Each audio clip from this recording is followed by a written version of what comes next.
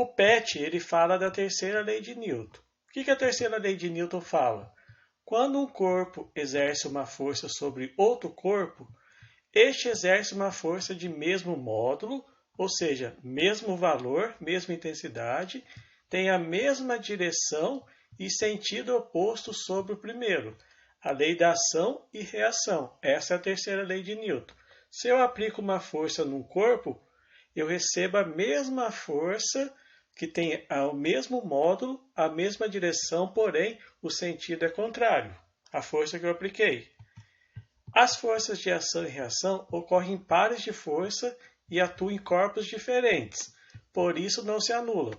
Então, o exemplo que eu dei para vocês, se eu aplico uma força no corpo, o corpo retorna com a mesma força que eu apliquei, ação e reação, e ocorre em corpos diferentes, por isso as forças não se anulam. Em relação a isso, nós temos a força de atrito, que é o tipo de força, ação e reação. A força de atrito é uma força contrária. Nós temos uma força de atrito que é denominada estática. Isto acontece quando o corpo continua em repouso, mesmo sob a ação de uma força F. Então, se eu aplico uma força F no corpo, tem uma força contrária à minha força que está sendo aplicada, que é a força de atrito. Enquanto o objeto estiver em repouso, não estiver movimentando, a força de atrito que está presente é denominada estática. Essa força é calculada através da fórmula.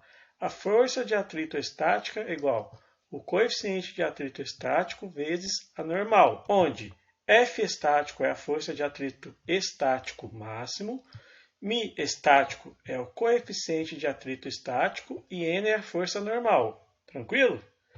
Agora, quando eu aplico uma força e o objeto se movimenta, não estamos mais trabalhando com atrito estático, mas sim com atrito cinético. Então, a força de atrito é denominada cinética quando o corpo está em movimento ao ser aplicada uma força F. Então, se eu aplico uma força F e o bloco começa e o corpo entra em movimento, essa força que está presente é a força de atrito cinética. A fórmula é força de atrito cinética é igual o coeficiente de atrito cinético vezes a normal, onde F cinético é a força de atrito cinético, μ cinético é o coeficiente de atrito cinético e N é a força normal, a força de contato do objeto com o solo.